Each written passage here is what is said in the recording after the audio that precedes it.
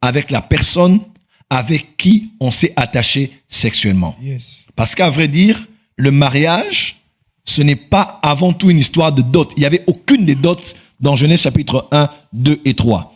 L'homme et la femme se sont mis ensemble et cela a déjà été considéré comme un mariage. Ils sont devenus une seule chair. En d'autres termes, à chaque fois que vous êtes quelqu'un, vous êtes un couple et vous vous accouplez, vous vous connaissez sexuellement, dans le monde spirituel, c'est pratiquement un lien qui est exactement comme le mariage. On peut dire que vous êtes mariés. Yes. Vous êtes devenus un. Et spirituellement, vous partagez tout spirituellement. Comment peux-tu être ici, tu déranges tous les pasteurs après des lives? Comment peux-tu ici, tu demandes des rendez-vous à chaque prophète que tu rencontres pour que l'on prie pour ton mariage, pour que l'on prophétise pour ton mariage, et pourtant tu es marié avec 16 autres personnes. Tu as un lien exactement comme le lien du mariage avec 16 autres personnes. C'est ainsi que la plupart ont des problèmes lors des nuits de noces, des problèmes lors des rapports sexuels, des problèmes dans l'harmonie conjugale parce qu'ils sont ou elles sont mariés avec plusieurs autres personnes.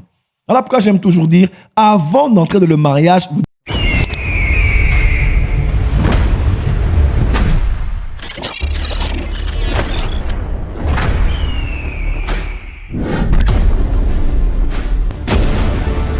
Je répète, la dangereuse sexualité qui vole l'énergie spirituelle. Genèse 1, versets 26, 27, 28 et 29. Yes. Voilà, je vais soulever juste 4 vérités. La première, nous voyons Dieu créer l'homme et la femme selon l'intention qu'il avait émise, faisant maintenant donc l'homme à notre image et à notre ressemblance. Dieu aimait le désir, aimait la pensée et il exécute. Il crée l'homme et il crée la femme. Yes. Créer ici, c'est bara, créer à partir du néant. Yes. Donc on ne crée pas à partir de quelque chose. Contrairement à Genèse 2 où on dit Dieu forma l'homme, ce n'est pas bara, mais c'est Yatsar qui dit créer à partir de quelque chose d'existant. Alors Dieu avait créé l'homme et la femme, il les a créés à son image et Dieu les a bénis. La version française courant dit Dieu créa les êtres humains. Okay. Une autre version même dit Dieu créa tous les êtres humains. À vrai dire, le jour où Dieu avait créé tous les êtres humains, c'était ce jour-là. Tous les êtres humains, Dieu les avait créés.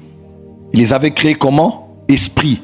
Ils n'avaient point d'âme, point de corps, mais ils étaient esprits. Et on a focalisé l'attention sur Adam et Ève.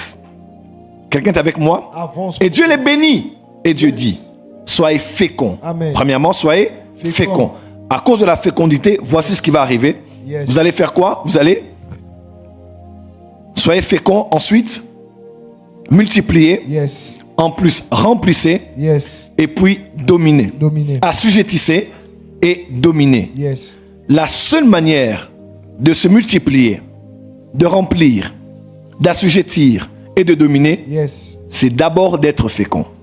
C'est lorsqu'on est fécond qu'on se multiplie, qu'on peut remplir la terre, qu'on peut assujettir, qu'on peut dominer. Yes. C'est tout simplement par la capacité à se multiplier, à se féconder. Et Dieu parlait là, premièrement, de la sexualité. Yes. Il ne pouvait pas devenir plus de 2 personnes par le langage ou par les caresses. Il devait en arriver à la sexualité pour que l'homme, en donnant sa semence, la femme porte la semence de l'homme. 9 mois après, si c'était le cas pour Ève, je ne sais, qu'elle puisse avoir des enfants. Yes. Quelqu'un est avec moi? Avance, prophète. Et j'ai amené à votre attention cet élément. Remarquez bien, Dieu parle de la sexualité alors qu'il n'avait point de corps. Aucun des deux n'avait un corps physique, mais Dieu parlait déjà de la sexualité. Il ordonnait à l'esprit de l'homme et de la femme d'être féconds.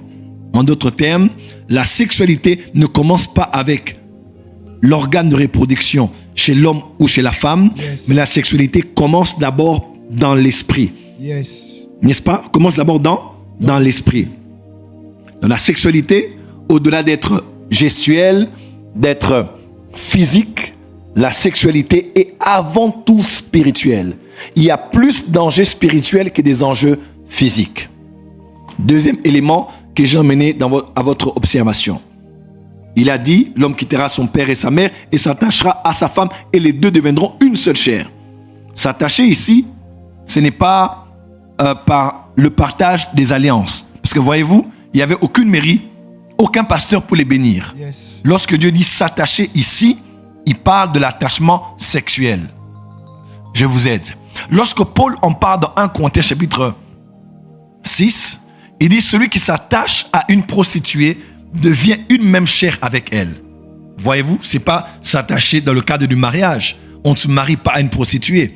Il parle de s'attacher dans le cadre sexuel. Yes. Quand on dit ils vont devenir une seule chair, c'est parce qu'ils se sont attachés sexuellement. On devient un avec la personne avec qui on s'est attaché sexuellement. Yes. Parce qu'à vrai dire, le mariage, ce n'est pas avant tout une histoire de dot. Il n'y avait aucune des dots dans Genèse chapitre 1, 2 et 3. L'homme et la femme se sont mis ensemble et cela a déjà été considéré comme un mariage. Ils sont devenus une seule chair.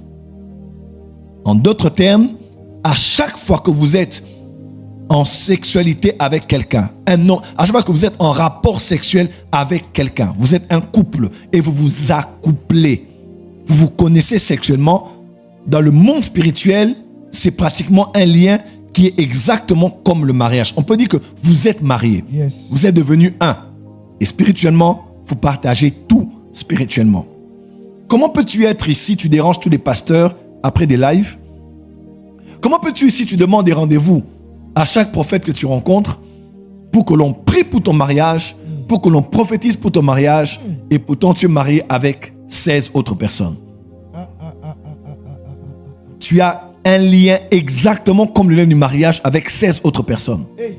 C'est ainsi que la plupart ont des problèmes lors des nuits de noces, des problèmes lors des rapports sexuels, des problèmes dans l'harmonie conjugale parce qu'ils sont ou elles sont mariés avec plusieurs autres personnes.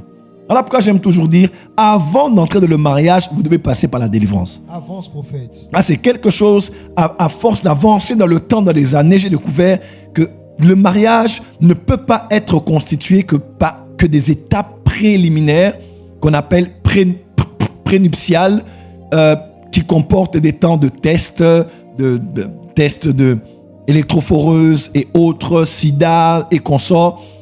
Je pense que, à part aussi les cours que l'on reçoit avec les parrains, les marraines ou les structures dans nos églises qui nous forment, il faut accepter que l'on prie pour votre délivrance. Avance, prophète. Je vous dis la vérité. Yes, papa. À force de parler avec des couples, j'ai réalisé que plusieurs sont entrés dans le mariage avec des fardeaux, rentrés dans le mariage avec des liens. Et là.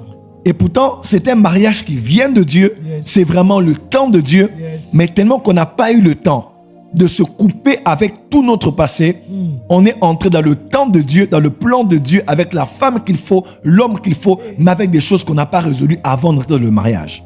Voilà pourquoi c'est très important, même si vous ne parlerez pas de tout à celle que vous allez épouser ou de tout à celui avec qui vous allez vous marier, il y a des détails qui ne sont pas du tout importants, mais dans les grandes lignes, soyez plus ou moins honnêtes pour parler à votre conjoint ou à votre conjointe. Yes.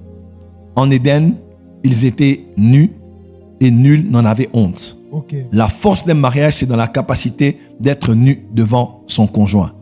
Une nudité devant laquelle il ne se moquera pas, elle ne se moquera pas, il n'utilisera pas ça pour t'écraser, elle n'utilisera pas ça pour te manipuler, mais vous savez que nous sommes nus parce qu'à Éden, on n'est jamais habillé. Yes. Quelqu'un me comprend? Avance, La prophète. transparence et l'honnêteté en toutes choses aident pour beaucoup afin que l'autre soit ton intercesseur et que ton mari soit, ta femme soit ton intercesseuse.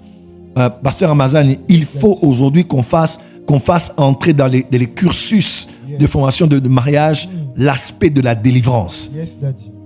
Même si l'homme et la femme ne se parlent pas, mais il faut avoir quelqu'un qui fait la cure d'âme, devant qui tu parles ouvertement de tout, qui peut t'écouter et prier pour toi avant que tu n'ailles te marier. Yes. De peur d'entrer avec, dans la conscience, des fardeaux, dans ton cœur, des fardeaux. Et beaucoup de gens se retrouvent dans le mariage avec des cas totalement compliqués. Il y a un cas qu'on a géré récemment ici. L'homme se marie, avec une femme chrétienne, il est chrétien, mais la femme ayant eu une sexualité très active et la sexualité qui l'emmenait à jouir était la sexualité par voie anale. Oh Dieu. Maintenant, l'homme de Dieu, le serviteur de Dieu, est content de la femme aussi est contente. Elle l'aime vraiment de tout son cœur, mais pour qu'elle arrive là où elle doit arriver, tout doit passer par là.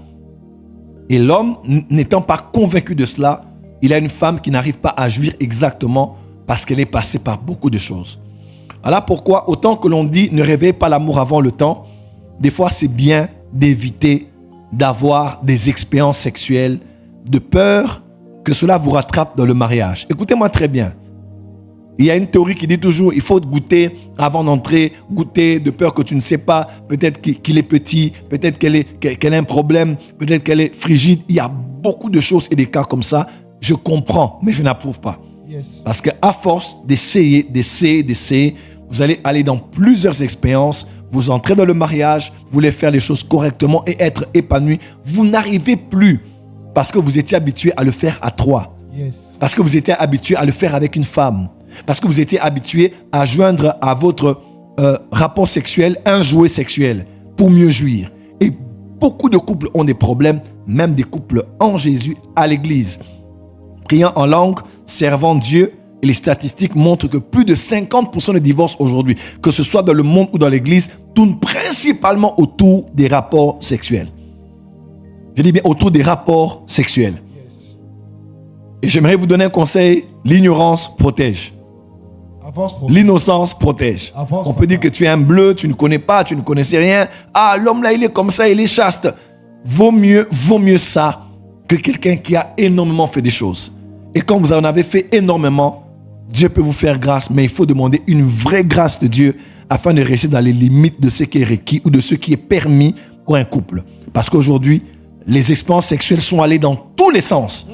Alors, il y a des gens qui ne peuvent pas le faire s'il n'y a pas un film pornographique devant eux. Hein? Il y a un pasteur qui m'a posé la question, mais prophète, pasteur, hein? Il dit, mais prophète, mais nous, il faut un film pornographique, sinon on fait comment? Man of God. Do you believe this miracle?